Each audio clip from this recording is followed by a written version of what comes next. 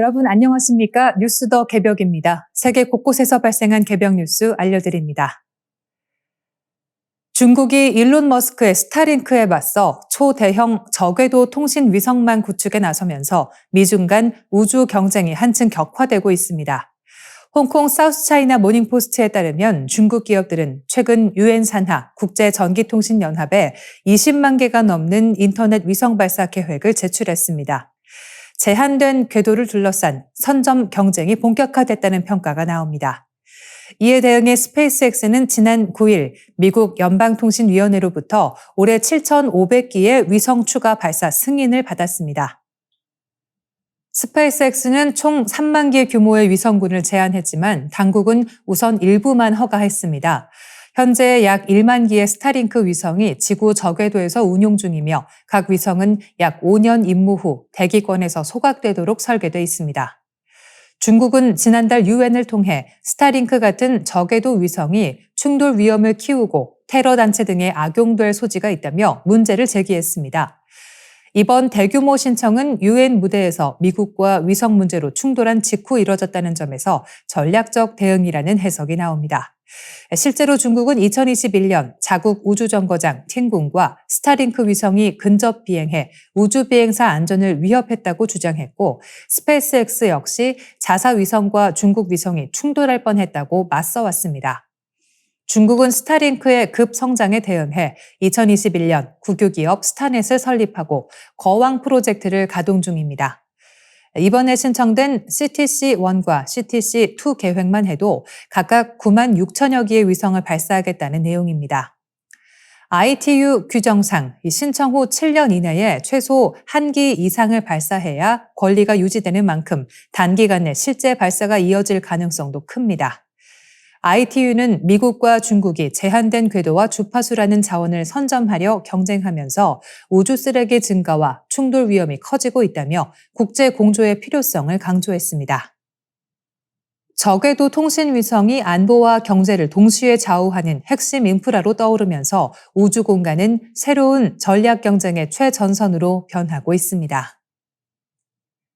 미군의 핵 전쟁 대비 공중 지휘 통제기 이 포비 나이트워치가 로스앤젤레스 국제공항에 착륙하며 국제사회의 긴장감이 높아지고 있습니다. 심판의 날 비행기로 불리는 이 항공기는 지난 8일 로스앤젤레스 국제공항에 도착한 뒤 다음 날 오후 2시 30분쯤 이륙한 것으로 확인됐습니다. 1974년 운용을 시작한 이후 51년 만에 처음으로 태평양 연안 최대 민간 허브 공항의 모습을 드러낸 사례입니다. 이 포비 나이트워치는 핵 전쟁이나 대규모 군사 충돌, 국가 비상사태에서도 미국 지도부의 지휘 체계를 유지하기 위해 특수 제작된 공중 지휘소입니다.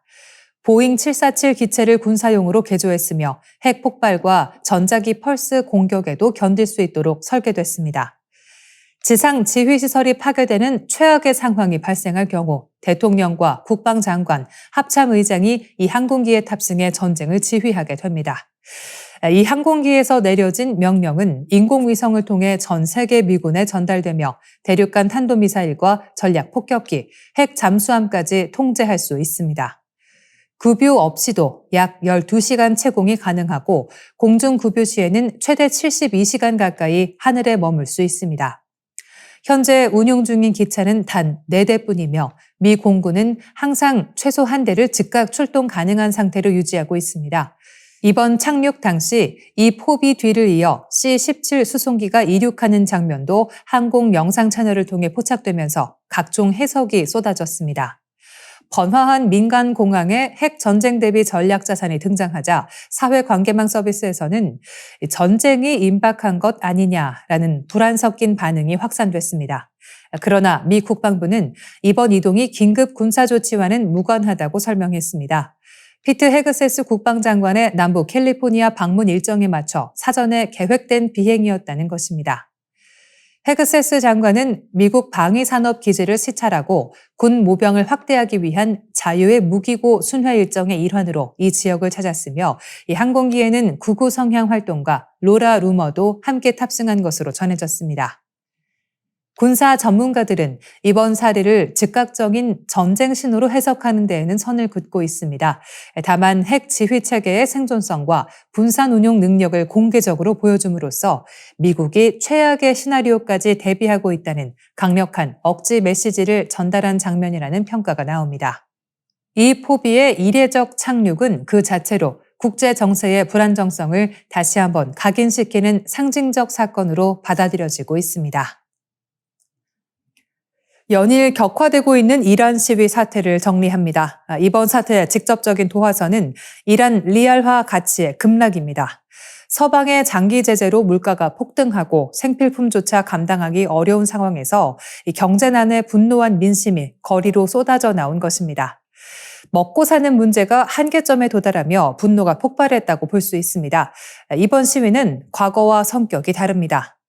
2009년에는 마무드 아마디네자드 대통령 재선을 둘러싼 부정선거 논란이 중심이었고 2022년에는 히잡 미착용을 이유로 체포된 마흐사 아미니의 사망이 시위의 불씨가 됐습니다. 그러나 이번에는 정치나 문화가 아니라 생활 그 자체가 무너진 데에 대한 저항이라는 점에서 훨씬 광범위하고 깊은 분노를 담고 있습니다. 시위 현장에서 등장하는 구호 역시 이례적입니다. 이것은 이란의 목소리다. 레자 팔레비 왕세자라는 외침과 함께 왕정 시절 국기와 상징이 다시 모습을 드러내고 있습니다. 1979년 이슬람 혁명 이후 47년간 이어진 신정체제에 대한 전면적 거부 의사가 거리에서 공개적으로 표출되고 있는 것입니다.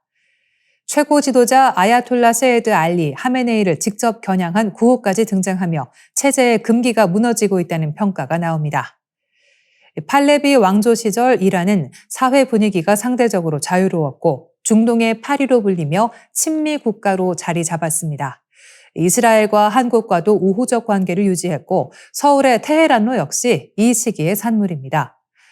현재 미국의 망명 중인 레자 팔레비의 이름이 상징적으로 호출되는 배경입니다. 다만 이는 왕정 복고라기보다 현 체제를 무너뜨리기 위한 정치적 구호라는 해석이 우세합니다. 전국적인 반정부 시위가 격화하는 이란에서 당국이 진압을 위해 나흘째 인터넷과 전화 등 통신을 전면 차단하면서 이란 전체가 불통 상태가 됐습니다. 일론 머스크 테슬라 CEO의 스페이스X가 이란에서 위성 기반의 인터넷 서비스인 스타링크를 활성화한 것으로 알려졌으나 현재 이마저도 작동이 원활하지 않다는 보도가 나왔습니다. 국제 정세도 변수입니다. 이번 시위는 트럼프 2기 행정부 출범 이후 미국의 강경 기조 속에서 전개되고 있습니다. 도널드 트럼프 대통령은 이란의 유혈 진압 가능성을 경고하며 군사적 선택지를 공개적으로 언급했습니다. 미국의 직접 개입은 반미 감정을 자극할 수 있어 당분간은 압박과 대화를 병행할 가능성도 제기됩니다. 전문가들은 경제 붕괴와 안보 실패가 겹치며 하메네이 체제의 정당성이 근본적으로 흔들리고 있다고 진단합니다. 경제에서 시작된 분노가 체제 거부로 번지면서 이란은 1979년 이후 가장 중대한 분기점에 서 있습니다. 미국에서 이미 사라졌다고 여겨졌던 홍역이 다시 대규모 확산 국면에 접어들고 있습니다. 사우스캐롤라이나주를 중심으로 확진자가 폭증하며 미국의 공중보건 체계 전반에 심각한 경고등이 켜졌습니다. 11일 로이터 통신에 따르면 사우스캐롤라이나주의 홍역 확진자는 9일 기준 310명으로 집계됐습니다. 일주일 전 185명에서 2배 가까이 늘어난 수치로 특히 사흘 사이에만 99명이 추가되며 확산 속도가 급격히 빨라졌습니다. 확진자의 대부분은 5세에서 17세 아동 청소년이며 5세 미만 영유아도 상당수를 차지하고 있습니다. 감염은 주 경계를 넘어 확산 중입니다. 노스캐롤라이나를 비롯해 애리조나와 유타, 오하이오 등에서도 연관 집단 감염이 보고됐습니다. 사우스캐롤라이나 주정부 감염학자 린다 벨은 면역력이 없는 사람들이 인지하지 못한 채 공공장소에 노출돼 추가 감염자가 수백 명 더 발생할 가능성이 있다고 경고했습니다.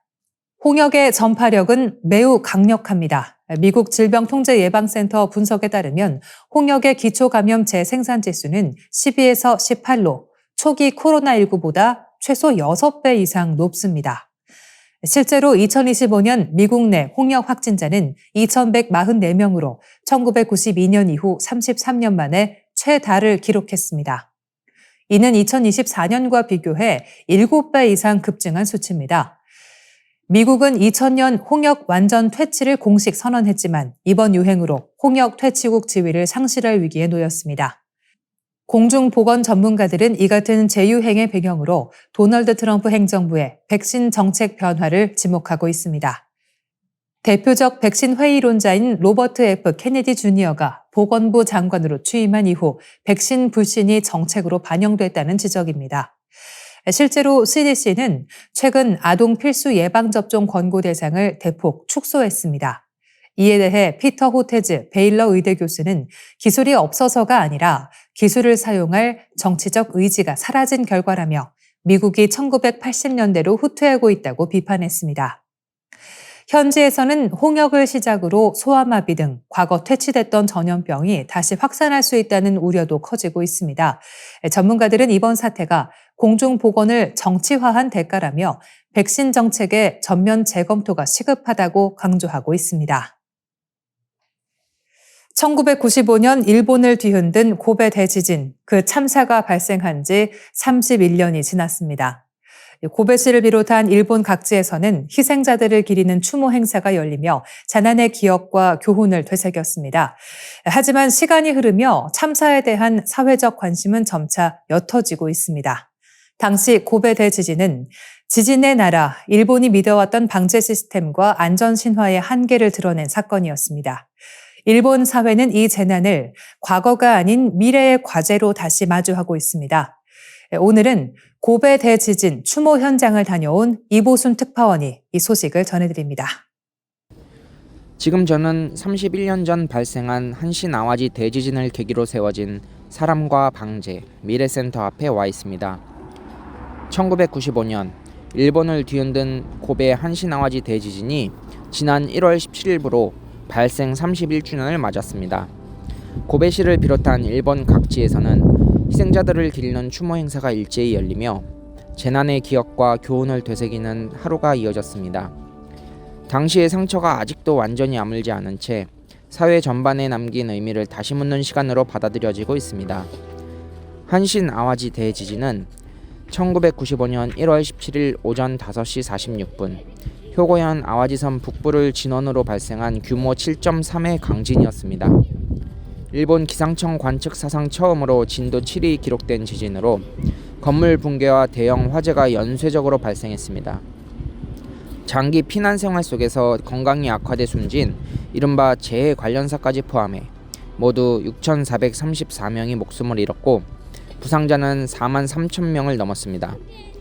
재산 피해 규모는 약 10조 엔으로 추산되며 현대 일본에서 가장 큰 도시형 재난으로 기록되고 있습니다. 31주년을 맞은 이날, 고베시를 비롯한 피해 지역 곳곳에서는 희생자를 기리는 등불과 헌화, 묵념이 이어졌습니다. 고베시의 히가시 유엔치 공원에서는 전날 밤부터 추모 행사가 열렸으며 1월 17일을 뜻하는 117 숫자와 함께 스무구라는 문자가 불빛으로 표현됐습니다. 스무구는 시를 잣다라는 뜻으로 이는 소중한 기억과 교훈을 다음 세대와 나누며 미래로 엮어가겠다는 뜻을 담고 있습니다. 당시 지진이 발생했던 시각인 오전 5시 46분 많은 시민들이 일제히 손을 모으고 희생자들을 향해 고개를 숙였습니다. 관련 소식은 NHK를 비롯한 각종 미디어를 통해 전해졌습니다. 그러나 시간이 흐르며 기억의 현장은 점차 줄어들고 있습니다. 효고현 시민단체 조사에 따르면 올해 열린 고베 대지진 관련 추모 행사는 37건으로 30주년이었던 지난해보다 20건 감소해 1999년 조사 시작 이래 가장 적은 수치를 기록했습니다. 지진을 직접 경험하지 않은 세대가 늘어나면서 기억의 단절을 우려하는 목소리도 커지고 있습니다. 이날 일본 총리인 타카이치 사나에는 사회관계망 서비스를 통해 희생자들을 추도하며 모든 국민의 생명과 재산을 지키는 것이 국가의 궁극적 사명이라고 밝혔습니다. 일명 고베 대지진이라고 불리는 한신 아와지 대지진은 일본 사회가 믿어왔던 안전 신화를 무너뜨린 결정적 사건이었으며 이후 내진 기준 강화와 방제 시스템 개편, 시민 자원봉사 확산이라는 구조적 변화를 이끌어냈습니다. 31년이 지난 지금도 일본 사회는 이 재난을 과거형으로만 두지 않고 다음 세대에 무엇을 어떻게 남길 것인지를 고민하며 방제에 대한 결의를 새롭게 하고 있습니다. 일본 현지에서 이보순 특파원이었습니다. 네, 오늘 뉴스 더 개벽 여기서 인사드리겠습니다. 시청해 주셔서 고맙습니다.